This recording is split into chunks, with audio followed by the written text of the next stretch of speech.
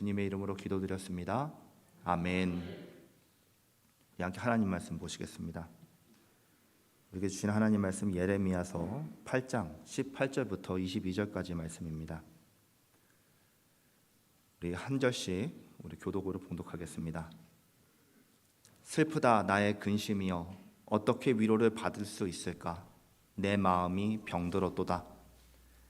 딸 내 백성의 신이 먼 땅에서 부르짖는 소리로다. 여호와께서 시온에 계시지 아니한가? 그의 왕이 그 가운데 계시지 아니한가? 그들이 어찌하여 그 조각한 신상과 이방의 헛된 것들로 나를 경노하게 하였는고 하시니, 추수할 때가 지나고 여름이 다하였으나 우리는 구원을 얻지 못한다 하는도다. 딸 내 백성이 상하였으므로 나도 상하여 슬퍼하며 놀라움에 잡혔도다. 다 같이 읽겠습니다. 길르앗에는 유향이 있지 아니한가? 그곳에는 의사가 있지 아니한가? 딸 내 백성이 치료를 받지 못함은 어찌 됨인고? 아멘. 하나님 말씀입니다. 우리 함께 우리 찬양팀 처음 불렀던 처음 찬양하셨던 곡을 한번 같이 다시 한번 찬양을 드리도록 하겠습니다. 내 손을 주께 높이 듭니다. 내 찬양 받으실 주님, 내 맘을 주께 활짝 엽니다. 내 찬양 받으실 주님, 다시 한번 찬양합니다. 내 손을 주께 높이 듭니다. 내 찬양 받으실 주님, 내 맘을 주께 활짝 엽니다. 내 찬양 받으실 주님, 슬픔 대신 희락을, 죄 대신 화관을,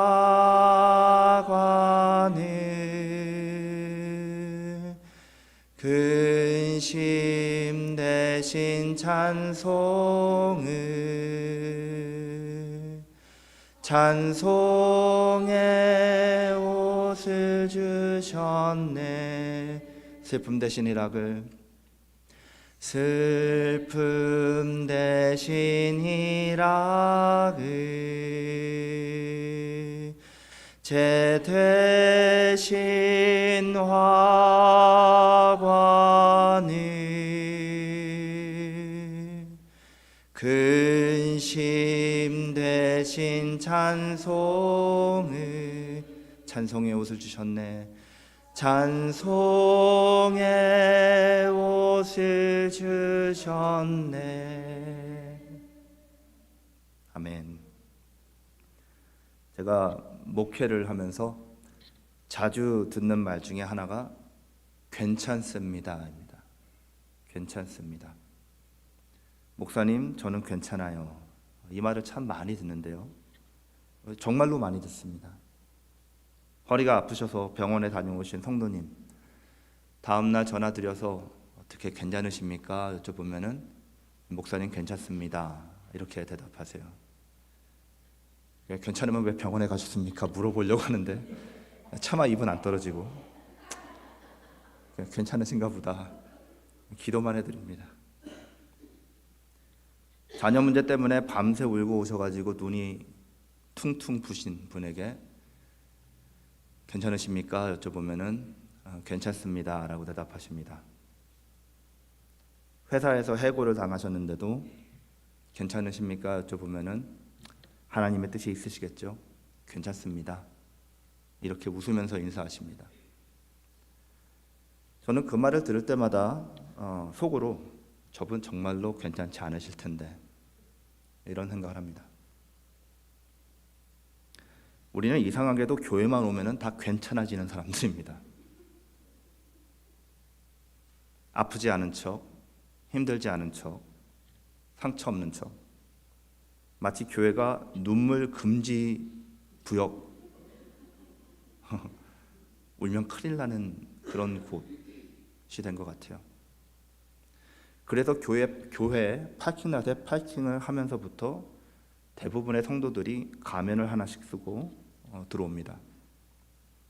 그 가면의 이름은 뭐냐 하면 신앙 가면입니다. 할렐루야, 아멘. 은혜가 충만합니다. 절대로 약한 모습 보이지 않습니다. 성도면은 주님 이름으로 다 괜찮아져야 된다라고 생각하세요. 그런데 속마음은 어떻죠? 너무 힘들다. 너무 힘들다. 그런데 체면 차리고 있으려니까 더 힘들다. 교회 안 가고 싶다. 근데 또 말은 그렇게 못하죠. 사람들이 분명히 관심도 없을 것 같고 체면만 구겨질 것 같아요. 그래도 혼자만 삼킵니다. 아파서 병원에 왔는데 아프다고 말 못하는 그런 이상한 상황에 빠지게 됩니다. 제가 다큐멘터리 보는 것을 좋아합니다. 말씀을 여러 번 드렸던 것 같은데요. 예전에 PTSD로 고생하는 군인들에 대한 다큐를 본 적이 있습니다. 그 중에 한 군인이 인터뷰를 하면서 이렇게 얘기해요. 전쟁터에서는 총 맞는 것보다 더 힘든 것이 나는 괜찮다라고 계속 되뇌이는 그것이다라고 말을 해요. 처음에는 그게 이해가 잘 가지 않았습니다. 근데 군인이 설명을 해주는데요. 괜찮지 않은데 괜찮다라고 계속 스스로 주입을 시키려고 하니까 그게 정말로 사람을 미치게 한다는 것입니다. 여러분, 우리들의 삶도 신앙도 마찬가지입니다. 안 괜찮은데 괜찮습니다를 반복하면서 영혼이 더 큰 병에 걸릴 수가 있습니다.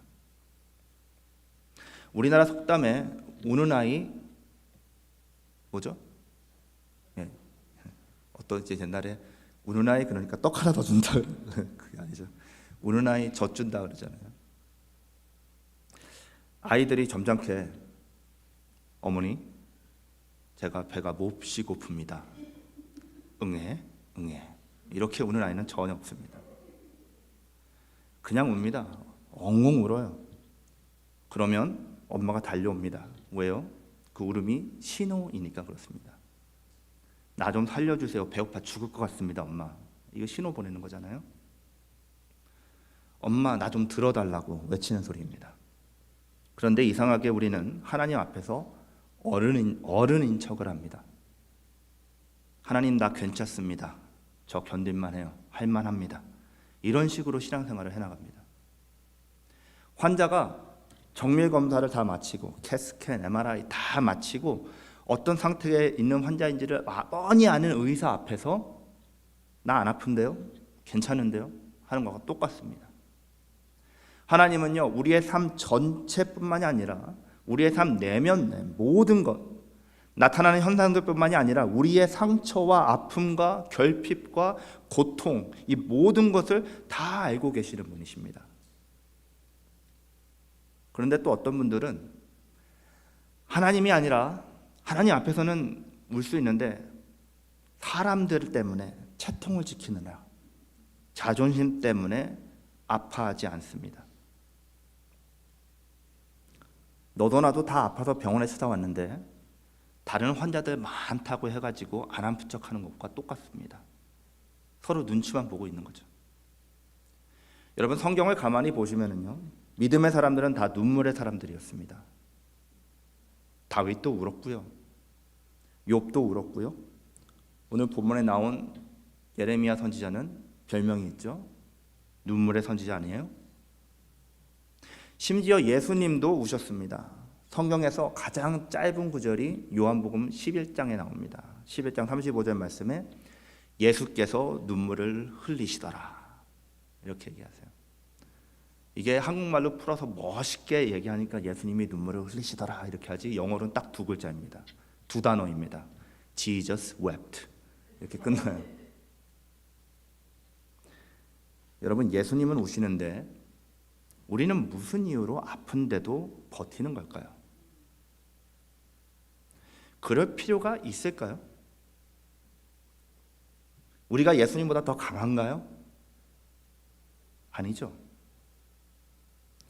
솔직히 우리들은요, 그냥 지쳐있는 사람들입니다. 옆에 분 이렇게 봐주세요. 옆에 분 이렇게 보시기 바랍니다. 그냥 지친 분이십니다. 어떤 분은 좀 많이 지쳐 보이시는 분도 계시고 어떤 분은 좀 덜 지쳐 보이시는 분도 계시지만 다 지쳐있는 사람들입니다. 달다 보니까 조금 달았습니다. 사람들 때문에 상처도 많이 받았습니다. 세월 때문에 무너진 부분들도 여기저기 있습니다. 그런데도 우리는 계속 괜찮습니다를 되뇌이면서 삭히며 살아갑니다.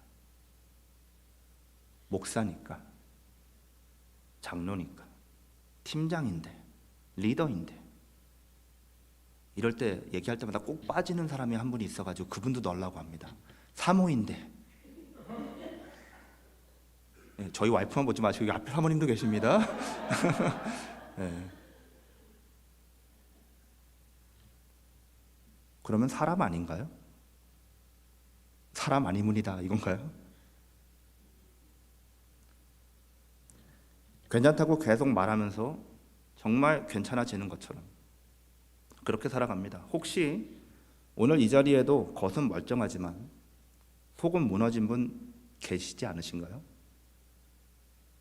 웃고 있는데 사실은 울고 싶으신 분, 괜찮습니다 말하면서도 사실은 하나도 괜찮은 것이 없는.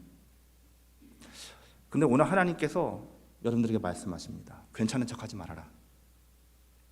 척하지 말아라. 그러지 않아도 된다. 내 앞에서 그냥 솔직해져도 된다. 이렇게 말씀하십니다. 여러분, 울어도 괜찮습니다. 우셔도 괜찮아요. 그런데 이렇게 말씀을 드려도 마음 한쪽 구석에서는 맞는 말이긴 하지만 그래도 나는 못 울겠다, 이렇게 생각하시는 분들 계실 것입니다. 목사님이 오늘 우리를 울리시려고 작정을 하셨구나, 말리면 안 된다 이러면서 눈물을 꾹 참고 계시는 분들 있을 수 있어요. 여러분, 이상하죠? 눈물은 인간에게 가장 자연스러운 반응인데 우리는 왜 그것을 제일 어색해 할까요? 왜 그럴까요? 왜 우리는 이렇게 울지 못할까요? 아마 어려서부터 부모님들이 울지 마, 참아, 뚝 이렇게 가르치셔서 그러지 않을까요? 여러분, 꼬맹이 때, 제가 꼬맹이 때만 해도 아이들이 바깥에 나가면은 남자아이들끼리는 주먹 다진다고 그랬잖아요. 그러면은 항상 룰이 있었습니다. 그 룰이 뭔지 아세요? 먼저 우는 녀석이 지는 것입니다. 내가 더 많이 때렸어도 상관없어요. 내가 먼저 울면 내가 지는 거예요. 저희 동네에 울면서 때리는 녀석이 있었습니다. 그 녀석은 항상 이기는데도 져요. 교회면 어떻어요? 교회 오면 어떻죠? 믿음으로 이겨! 어디서 경박하게 감정을 보여? 이렇게 교육받으신 분들 계십니다. 교회에서. 저도 그렇게 받았습니다. 울면 약한 사람, 참으면 믿음이 좋은 사람, 이런 이상한 수학 공식 같은 것이 우리 머리 안에 들어와 있어요. 저는 아직도 기억이 나는데요. 동네에서 꼬맹이들이 아장아장 걸어가다가 탁 넘어지면은요, 젊은 엄마들이 울 시간을 안 줍니다. 막 뛰어가서요, 막 끌어안고 막 얼르고 달르고, 애가 놀래가지고 우는 걸 잊어버려요. 네. 그렇게 성장했습니다. 그래서 우리들은 아픈데도 안 아파, 힘든데도 괜찮아, 눈물이 나는데도 아자아자, 이렇게 대답하는 것이 습관이 되어버렸습니다. 예전에 교과서에서 제가 신학교 다닐 때 상당한 교과서에서 본 내용인데요. UT 어스틴에서 심리학 교수로 있었던 제임스 페넨베이커리라는 분이 계십니다. 이분이 아주 유명한 실험을 했어요. 실험을 하기 위해서 사람들을 모아가지고 두 그룹으로 나눴습니다. 두 그룹으로 나눠서 몇 개월 동안 자신들에게 일어난 모든 일들을 다 적게 했습니다. 글로. 그래서 한 그룹은 태스크를 준 게 그 글에다 감정을 담아도 괜찮다 그랬어요. 그래서 글을 쓰면서 슬펐던 일, 마음이 아팠고 화가 났던 일, 모든 것들을 정직하게 다 감정 그대로 표현하게 해서 쓰게 했습니다.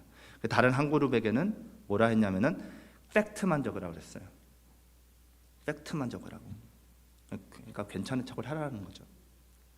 몇 개월 후에 시험이 끝난 후에 모여가지고 결과를 봤는데 놀랍게도 감정을 솔직히 표현한 그 그룹은 스트레스 수치가 낮아지고요. 몸을 검사해봤더니 면역력도 높아졌대요. 그리고 실험 전보다 실험을 하고 실험 끝난 후에 우울감이 더 낮아졌다고 합니다.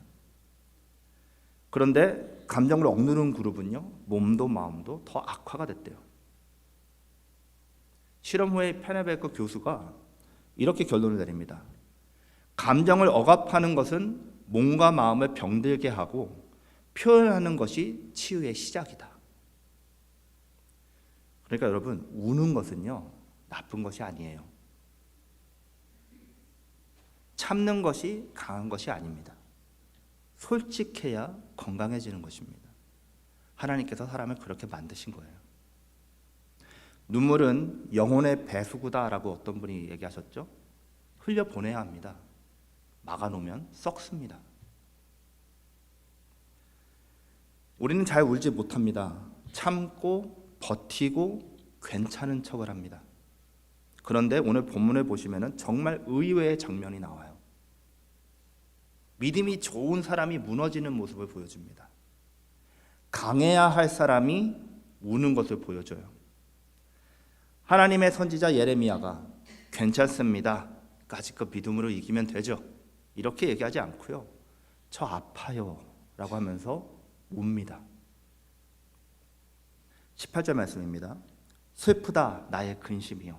어떻게 위로를 받을 수 있을까? 내 마음이 병들었도다. 아멘. 지금 예레미야가 하나님 앞에서 얼마나 솔직한지 한번 보세요. 내 마음이 병들었다라고 고백합니다. 여러분, 이거는 신학이 아닙니다. 설교가 아닙니다. 그냥 한 사람이 신음하는 거예요.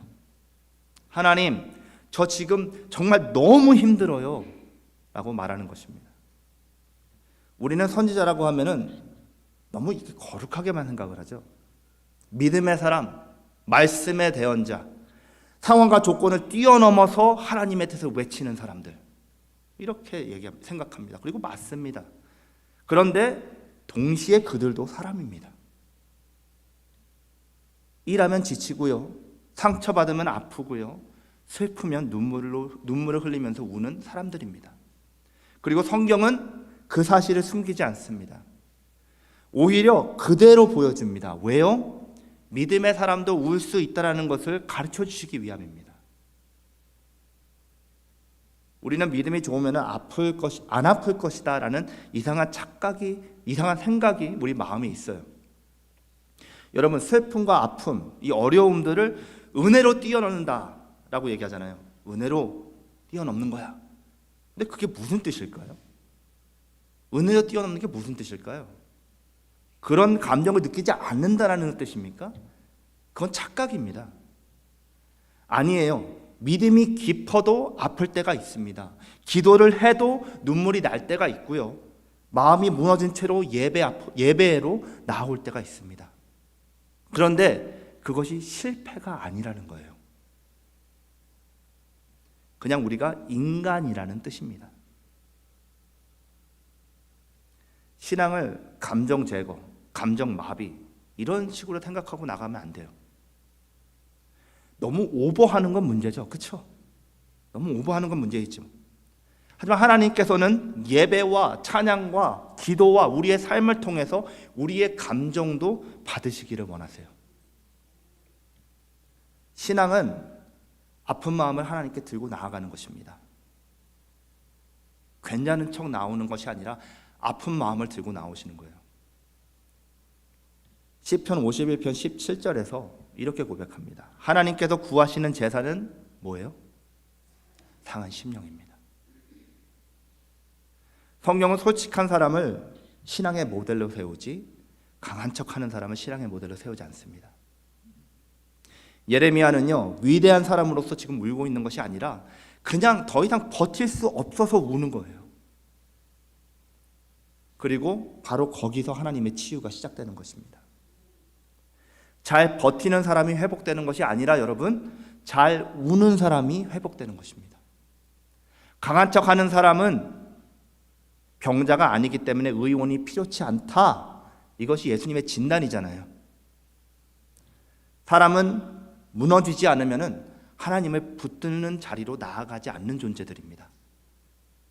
눈물이 흘러야 하나님께서 닦아주실 수 있는 거예요. 혹시 오늘 나는 왜 이렇게 약하지? 그렇게 자책하는 분들이 계시다면 여러분, 그렇지 않습니다. 눈물을 흘리는 것이 약한 것이 아닙니다. 그 약함이 바로 하나님의 역사하시는 은혜의 자리인 줄 믿으시기 바랍니다. 우리들의 그 눈물이 바로 치유의 출발점입니다. 예레미야가 그랬듯이 우리도 그렇게 울 수 있습니다. 아니요, 울어야 합니다. 하나님은 우리의 흐르는 눈물을 통해서 우리의 심령에 들어오셔서 역사하시는 분이신 줄을 믿으시기 바랍니다. 하나님은 눈물을 막지 않으세요. 하나님께서는 우리를 울게 하신 후에 우리를 고치십니다. 예레미야는 믿음이 없어서 연약해서 운 것이 아니라고 말씀을 드렸어요. 그냥 아프니까 울었습니다. 정직한 사람이었어요. 그런데 더 놀라운 사실이 있는데 뭔지 아세요? 하나님이 야, 좀 그만 울어라. 그만 울어라. 너 믿음이 그렇게 없니? 야, 너 선지자가? 이렇게 하지 않으셨어요. 하나님은 그냥 울게 두셨습니다. 그것이 하나님의 방식이세요. 우리는 사람이 우는 것을 보면은 그 눈물을 빨리 그치게 하기를 원합니다. 문제를 해결해 주고 싶어 막 그렇게 움직여요. 그런데 하나님은 눈물에 대한 접근 방법이 우리와 세상과 다른 차원입니다. 성경을 가만히 보시면은요, 하나님은 사람을 고치실 때 항상 순서가 있으세요. 먼저 울게 하세요. 그 다음에 만지십니다. 먼저 쏟아내게 하신 후에 위로로 채우십니다. 먼저 무너지게 하신 후에 그 다음에 다시 세우십니다. 이 순서가 단 한 번도 바뀐 적이 없어요. 시편을 보시면은 기도들과 찬양들이 굉장히 솔직합니다. 하나님, 저를 왜 버리셨습니까? 이렇게 기도하고요. 나는 이제 망했습니다. 내 눈물이 내 음식입니다. 눈물에 젖은 빵을 먹고 있습니다. 하나님, 도대체 뭐 하고 계신 겁니까? 막 이렇게 기도해요. 어떻게 들으면 경박하다고 할 정도로 전지전능하신 하나님 앞에서 그렇게 막 마음을 쏟아냅니다. 그런데요, 하나님은 그 기도를 고치거나 지우시지 않으셨어요. 그냥 그대로 다 기록하셨습니다. 성경 말씀에. 왜요? 우리들에게 이렇게 기도해도 된다라는 것을 가르쳐 주시기 위해서입니다. 우리가 앞에서 예수님도 한 번 우신 것처럼 한 번 우신 것을 봤는데요, 한 번 우신 것이 아닙니다. 예수님은요, 그때만 우신 것이 아니라 많이 우셨어요. 예수님 언제 우셨죠? 무덤 앞에서, 나사렛의 무덤 앞에서 Jesus wept, 우셨어요. 그뿐만이 아니라 언제 또 우셨습니까? 이스라엘이 목자 잃은 양같이 유리하는 것을 보시고 민망해 하시면서 우셨습니다. 겟세마네 동산에서 우셨고요, 십자가에서 울부짖으셨습니다. 여러분 잘 들으시기 바랍니다. 하나님은요, 강한 척하는 사람을 찾지 않으십니다. 오히려 하나님의 위로와 치유하심이 필요해서 눈물을 흘리는 사람을 찾으세요. 괜찮은 사람이 아니라 아픈 사람을 찾아서 고쳐주십니다. 눈물이 흐르는 자리에 하나님은 치유와 회복으로 역사를 일으켜 주십니다. 여러분, 기도가, 우리가 드리는 기도가 말이 아니라 그냥 눈물이 돼서 흐를 때가 있습니다. 이 말이 안 나올 때가 있어요. 우리 주님은 그 눈물에서 흐르는 기도의 내용을 들으시는 분인 줄로 믿습니다. 그리고 바로 그 자리에서 우리에게 다가오셔서 깊은 위로와 사랑으로 우리의 눈물을 닦아주시는 분이세요. 오늘 본문 22절 말씀 보시면은요, 질문을 하면서 본문이 마무리가 됩니다.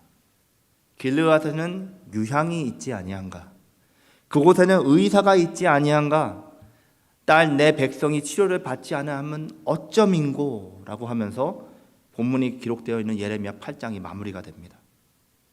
22절에 나온 이 여러 가지 질문들은요, 절망의 탄식이고요, 영혼의 절규예요. 여러분, 길르앗은요, 당시 사람들에게 치료의 땅이었습니다. 상처가 나고 아프면은요, 사람들은 길르앗의 유향을 찾아가지고 그 상처에 바르고 나왔어요. 요즘 말로 하면은 병 잘 고치는 병원이 있는 곳입니다. 그런데 지금 예레미야는 도대체 왜 하나님의 백성들은 낫지를 않는가라고 묻고 있는 것입니다. 저기 가면은 약이 있는데 왜 하나님의 백성들은 낫지 않는가? 길르앗에는 유향이 있고 거기 가면은 의사가 있는데 왜 치유는 없느냐라는 거예요. 결과가 나오죠. 문제는 약이 없어서가 아닙니다. 의사가 없어서가 아니에요. 결국 문제는 돌아가지 않는 사람들이 문제인 것입니다. 거기 가면은 치유가 있는데, 거기 가면은 고침이 있는데, 거기 가면 눈물을 닦아주시는데 안 가는 거예요. 사람들은 자신과 다른 사람들의 이 내면의 상처와 아픔을 놓고 흔히 말하는 내용들이 있습니다. 이렇게 얘기해요. 시간이 약이다. 그런 것도 같아요. 그냥 잊어버려라. 원하는 품지 말기를. 이런 식으로 얘기합니다. 그런데 상처들은요, 방치하면 낫는 상처가 있고요, 방치하면 썩는 상처가 있습니다. 주로 내면의 상처들은요, 방치해 두면 썩습니다. 잊어버려지는 것 같은데요, 아니에요. 치유되지 않은 내면의 상처들은요, 성격이 됩니다.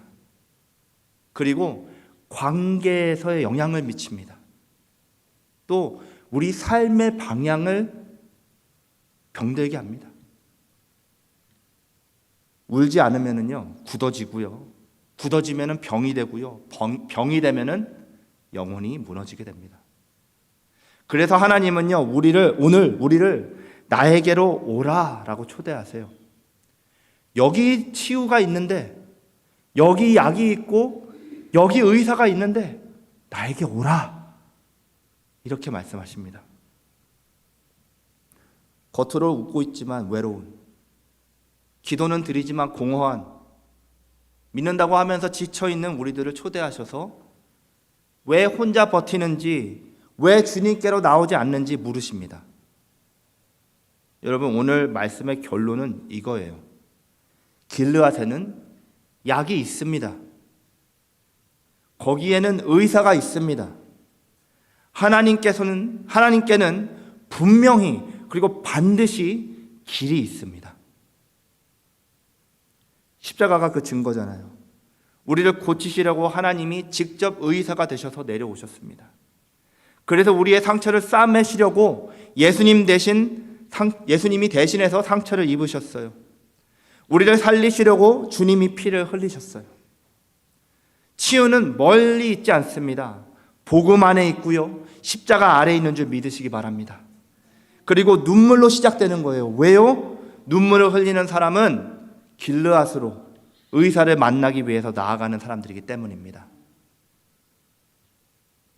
눈물을 흘리는 사람은 스스로의 고통을 짊어지고 아픔과 서러움과 외로움을 억지로 짊어지고 어쩔 줄 몰라 하면서 괜찮다, 나는 혼자 하겠다라고 하는 그런 사람이 아니에요. 눈물을 왜 흘립니까? 내가 감당하지 못하니까 흘리는 것입니다. 길르앗에는 약이 있습니다. 우리 하나님께서 치료하시는 줄 믿으시기 바랍니다. 평안이 있고요, 회복이 있습니다. 그러니까 오늘 여러분, 그만 버티세요. 그만 버티셔도 괜찮습니다. 괜찮은 척 안 하셔도 괜찮습니다. 그냥 돌아오시면 됩니다. 하나님께로 오세요. 그분의 품이 여러분의 상처보다 항상 더 큰 줄 믿으시기 바랍니다. 그리고 거기서 치유가 된다는 것을 믿고 울면서라도 괜찮으니까, 여러분 절대로 하나님께서 여러분들 믿음 없다고 꾸짖지 않으시니까 길르앗으로 하나님께로 나아가시는 여러분들 되시길 바랍니다. 여러분, 울지 못하면 낫지 않습니다. 숨기면 썩게 됩니다. 상처를 붙잡으면 더 아파집니다. 결국 놓아야 하고 돌아가야 하고 의사를 만나야 합니다. 우리는 스스로 강해지려고 애쓰면서 살아왔어요.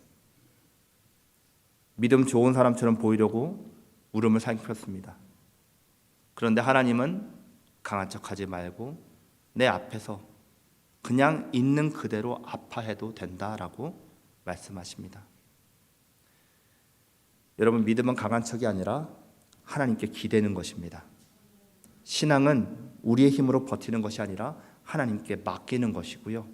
믿음은 눈물이 없는 것이 아니라 하나님 앞에서 우는 것입니다. 하나님의 사람이었던 예레미야, 영적인 사람이었던 예레미야도 울었습니다. 무너졌고 아프다고, 마음이 병들었다고 하나님 앞에 고백했습니다. 하나님은 강한 척하는 사람들을 쓰시는 것이 아니라 정직한 사람들을 쓰십니다. 이전에 한 미국 교회 목사님이 하신 설교를 들을 때 들었던 예화입니다. 하루는요, 아이가 이제 나이가 돼가지고, 미국 사람들은 한 5살 되면 따로 재우잖아요. 그 전에 따로 재우는 집도 있고요. 따로 재우려고 떠났습니다. 혼자 방을 쓰게 하기 위해서 했는데 무섭잖아요. 처음에 혼자 자려면은 클라젯에 몬스터가 있다고 그러고 막 그러지 않습니까? 그래서 무서워서 울었대요. 울기 시작하면서 이 아이가 아버지에게 아빠 나랑 같이 자요. 아빠가 자꾸 우니까는 아빠 옆방에 있잖아. 걱정 말고 혼자 가서 자. 이렇게 얘기했다고 합니다. 그러니까 아이가 아빠가 있는 건 아는데 아빠가 여기 있으면 좋겠어 라고 얘기했다는 거예요. 한국말로 하니까는 별로 감동이 없으시죠? 제가 영어로 읽어드릴게요. I know you are there, but I need you here.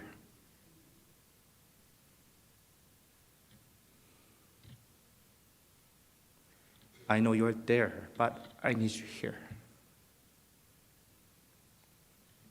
아이가 너무 귀여워서 아빠가 옆에 누워서 가만히 있었더니 아이가 1분도 안 돼서 잠이 들었습니다.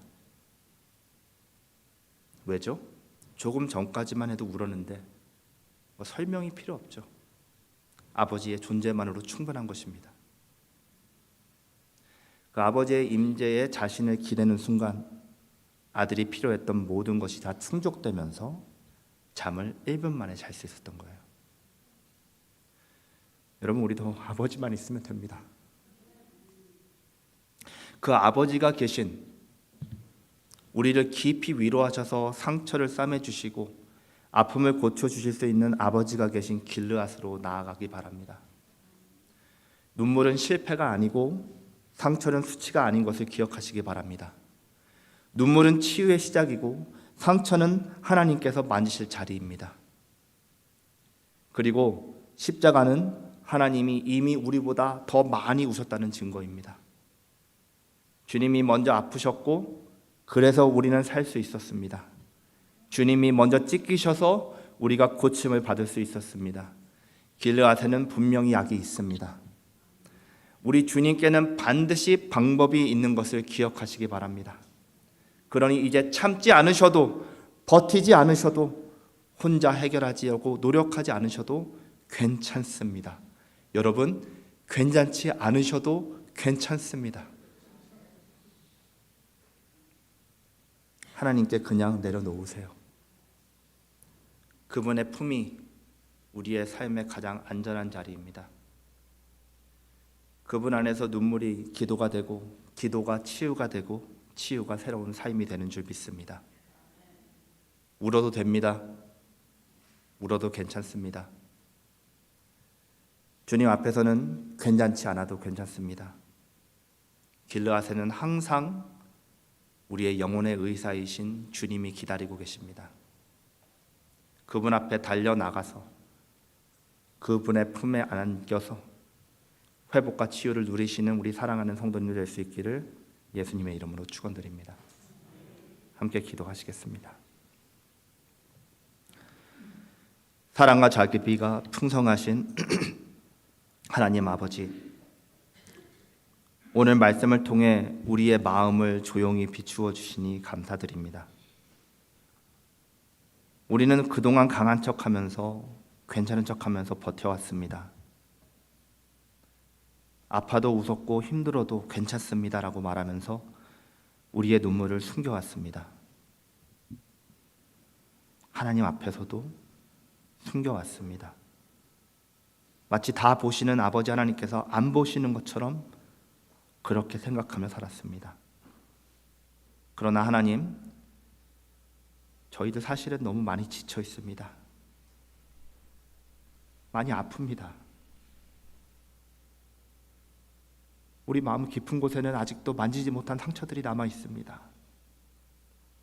주님, 이제 숨기지 않겠습니다. 이제 버티지 않겠습니다. 이제 괜찮은 척하지 않겠습니다. 하나님 앞에서 솔직해지기를 원합니다. 어린아이처럼 울기를 원하고 있는 모습 그대로 주님께 나아가기를 원합니다. 우리의 굳어진 마음을 부드럽게 하여 주시옵시고 눈물을 막고 있던 교만을 내려놓게 하시며 나는 괜찮다라고 말하는 그런 거짓 대신에 주님께 우리의 아픔을 고백할 수 있는 용기를 허락하여 주시옵소서. 말 못할 가정의 아픔을 주님께서 만져주시고 오래된 관계의 상처를 주님께서 싸매주시고 홀로 견뎌온 외로움을 주님께서 안아주시옵시고 고통받는 육신을 주님께서 만져주시옵소서. 지친 영혼에 하늘의 위로를 충만하게 부어 주시옵소서. 십자가에서 우리보다 더 아파하신 예수님을 바라봅니다. 주님의 상처로 우리가 나음을 얻음을 믿습니다. 주님의 눈물로 우리의 눈물이 씻겨짐을 믿습니다. 주님의 은혜로 다시 살아나는 것을 믿습니다. 주님, 오늘 예배가 끝이 아니라 우리의 치유의 회복의 치유의 시작이 되게 하여 주시옵소서. 다가오는 한 주간 기도할 때마다 솔직하게 울게 하시고 말씀 앞에서 마음을 열게 하시고 주님의 품 안에서 참된 쉼을 경험하게 하여 주시옵소서. 우리의 상한 심령을 고치시는 치료가 되시는 우리 구주 예수 그리스도의 이름으로 기도드렸습니다. 아멘. 우리 모두 함께 일어서셔서 찬양